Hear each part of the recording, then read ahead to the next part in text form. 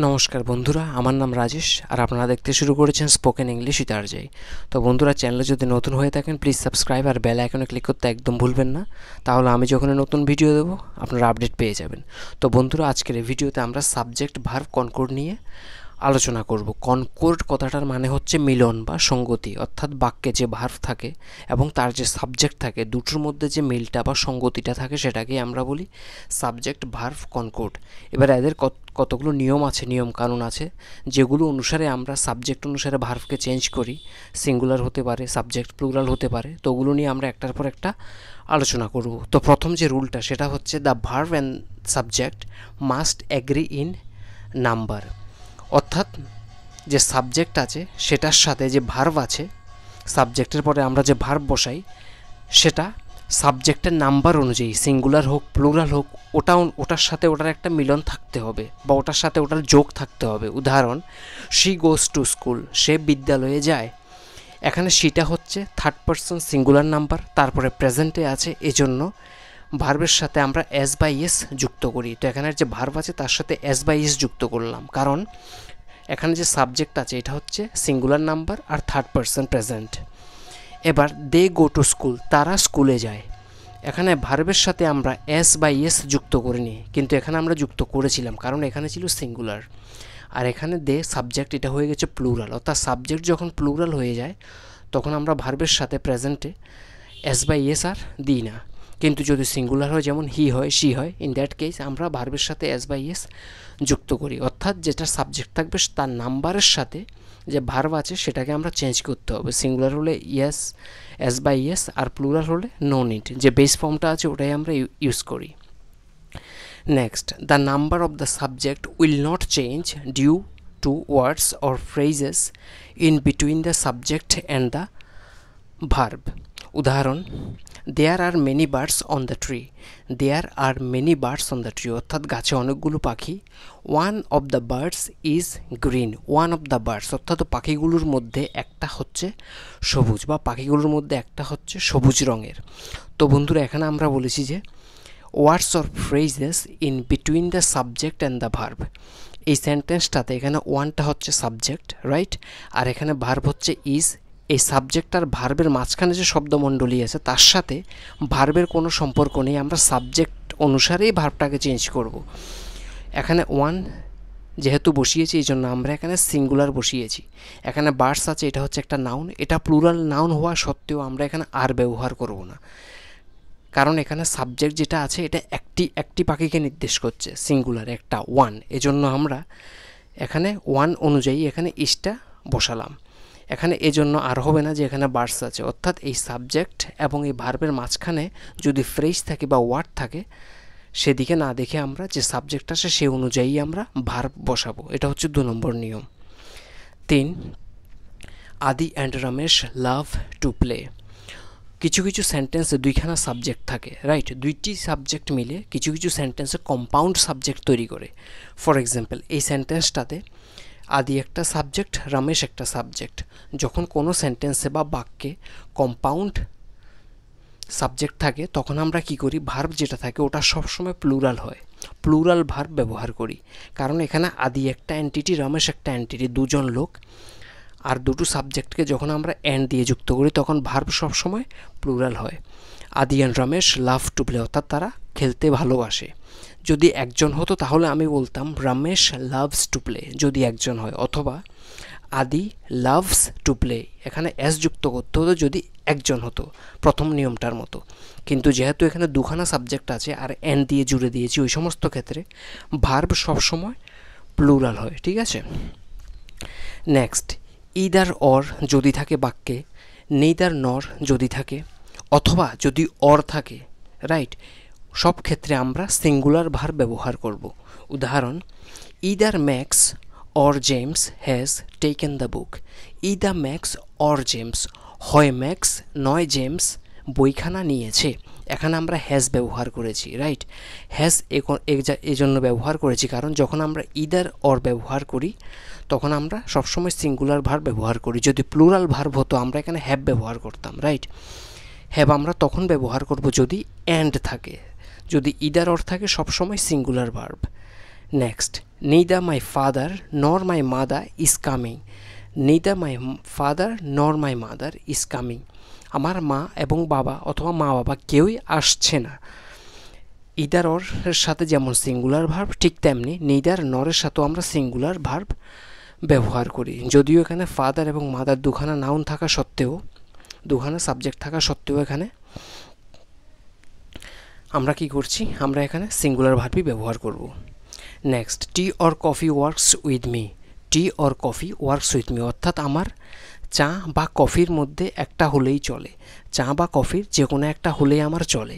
এখানে অর থাকলে same again singular verb works. এখানে টি আর কফি আছে বলে আমরা ওয়ার্ক ব্যবহার করব না, ঠিক আছে? এটা একটা নিয়ম, যেহেতু অর আছে আমরা সিঙ্গুলার ভার্ব ওয়ার্কস ব্যবহার করব। নেক্সট, বাক্যে যদি অ্যাজ ওয়েল এস থাকে অথবা অ্যালং উইথ থাকে, বিসাইড থাকে, নর থাকে, ওই সমস্ত ক্ষেত্রেও আমরা সিঙ্গুলার ভার্বই ব্যবহার করি। উদাহরণ, হি as well S U is exhausted. He as well S U exhausted. তোমার মতো সেও ক্লান্ত, অর্থাৎ তুমিও ক্লান্ত সেও ক্লান্ত। এখানে অ্যাজ ওয়েল এস যখন আমরা ব্যবহার করি তখন প্রথম যে সাবজেক্ট থাকে সেই অনুযায়ী ভার্বটা আমরা বসাই। হি ইজ, হিটা এখানে আমরা একজন হিসেবে আমরা ইজ ব্যবহার করলাম। এক্সস্টেড মানে ক্লান্ত। Next, along with Kirti along with her mother has arrived. Kirti তার মায়ের সাথে পৌঁছেছে।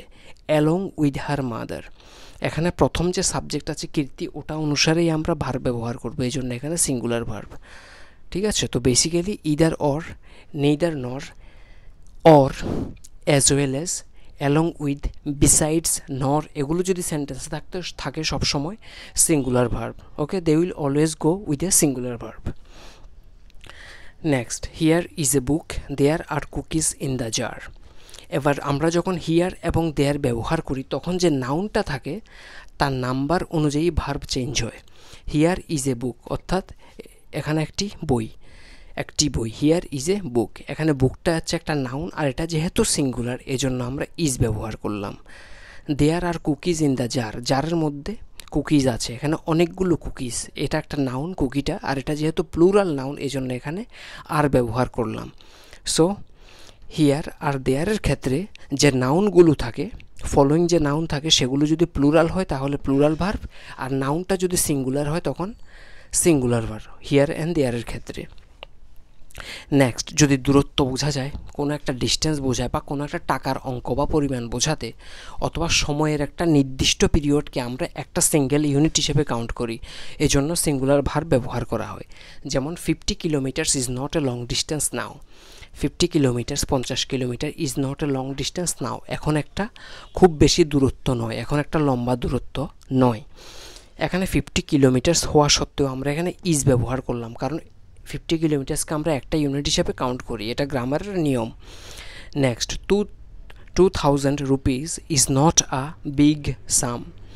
2000 রুপিস, 2000 টাকা একটা বড় অঙ্ক নয়, বড় টাকা নয়, বড় পরিমাণ টাকা নয়। 2000 রুপিস, এখানে 2000 রুপিসটাকে আমরা সিঙ্গুলার ইউনিট হিসেবে কাউন্ট করেছি, এজন্য সিঙ্গুলার ভার্ব।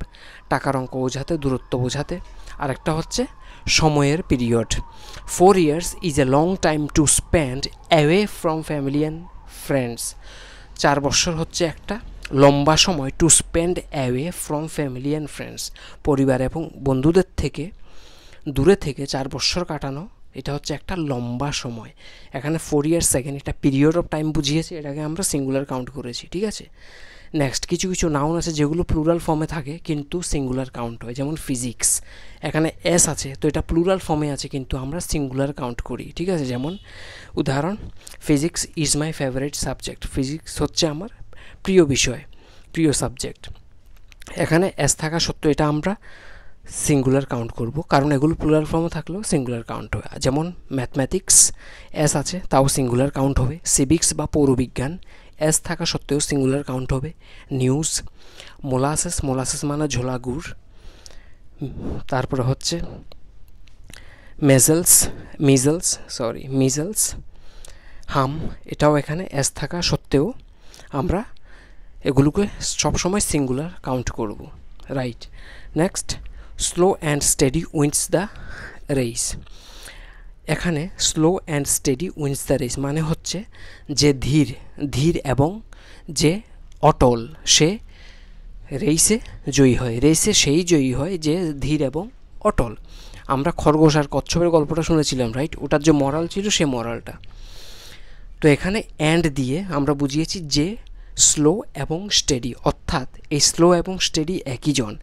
যে স্লো এবং স্টেডি সেই রেসটা জিতবে। এখানে স্লো এবং স্টেডি দিয়ে একই জনকে বুঝিয়েছি বলে ভার্বটা সিঙ্গুলার হবে। আর এখানে 2 নম্বর নিয়মে আমরা বলেছিলাম, 3 নম্বরে আমরা বলেছিলাম যে যদি দুইখানা সাবজেক্ট থাকে, দুইখানা কম্পাউন্ড, দুইটা সাবজেক্ট মিলে যখন কম্পাউন্ড সাবজেক্ট তৈরি করো তখন আমরা প্লুরাল ভার্ব ব্যবহার করব, রাইট? কিন্তু এখানে আমরা সিঙ্গুলার ভার্ব ব্যবহার করব, কারণ এখানে স্লো এবং স্টেডি দিয়ে একই জনকে বুঝিয়েছে। আর এই সেন্টেন্সটাতে আদি and Ramesh love to play, আদি একজন, রমেশ আরেকজন, এখানে দুইখানা সেপারেট এন্টিটির কথা বলেছি, কিন্তু এখানে দুজন মিলেই একটা এন্টিটির কথা বলেছে বলে এখানে সিঙ্গুলার হবে। অর্থাৎ অ্যান্ড দিয়ে জুড়ে দিয়ে আমরা যখন দুইটা সেপারেট এন্টিটির কথা বলি, দুজন আলাদা আলাদা মানুষের কথা এখানে বলা হয়েছে বলে এটা প্লুরাল ভার্ব। আর এখানে স্লো এবং স্টেডি, যে স্লো এবং স্টেডি একই জনকে বুঝিয়েছে বলে এখানে ভার্বটা হবে সিঙ্গুলার। আরেকটা উদাহরণ, 2 and 2 makes 4, 2 and 2 makes 4, অর্থাৎ 2 এ 2 4 হয়। এখানে 2 and 2 makes, সেম অ্যাগেন এটার মতোই সিঙ্গুলার ভার্ব হিসেবে কাউন্ট হবে। এবার কিছু কিছু নাউন আছে যেগুলোকে আমরা বলি কালেকটিভ নাউন, যেগুলো দিয়ে কোনো একটা গোষ্ঠীকে বোঝানো হয় কালেকটিভভাবে। মানুষের হতে পারে, মানুষ হতে পারে, বস্তু হতে পারে বা প্রাণী হতে পারে, একটা গোষ্ঠী বা কমিউনিটিকে বোঝানো হয়, সেগুলোকে আমরা বলি কালেকটিভ নাউন। যেমন টিম। এবার টিমটা যখন একই সাথে কোনো কিছু পারফর্ম করে বা একই সাথে যখন কিছু করে তখন আমরা সিঙ্গুলার হিসেবে কাউন্ট করি। আবার ওই টিমটাই প্রত্যেকটা মেম্বার যখন আলাদা আলাদা কিছু করে তখন আমরা ওটাকে প্লুরাল কাউন্ট করি।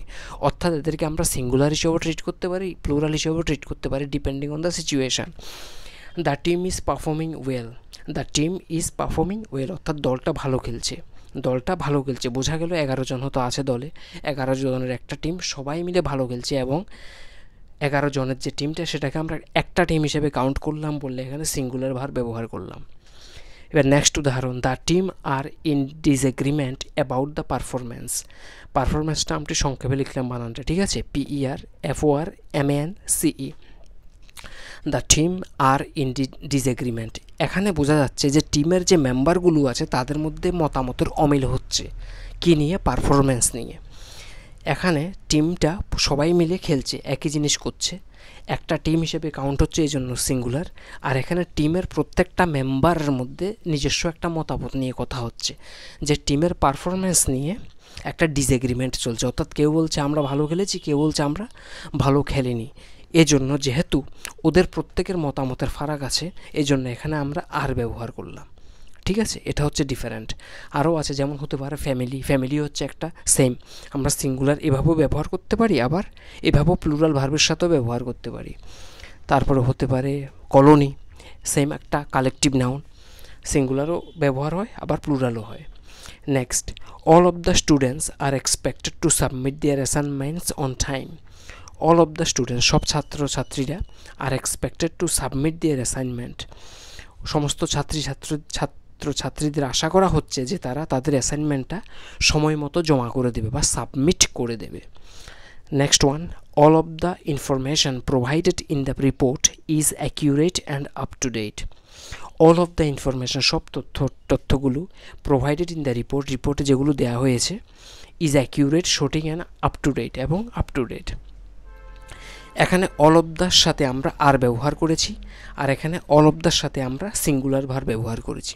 তার কারণ আমরা যখন অল অফ দ্য ব্যবহার করি তারপরে যে নাউনটা থাকে, নাউনটা যদি প্লুরাল হয় আমরা প্লুরাল ভার্ব ব্যবহার করব, আর অল অফ দ্যার পরে যে নাউনটা থাকে সেটা যদি সিঙ্গুলার হয় আমরা সিঙ্গুলার ভার্ব ব্যবহার করব।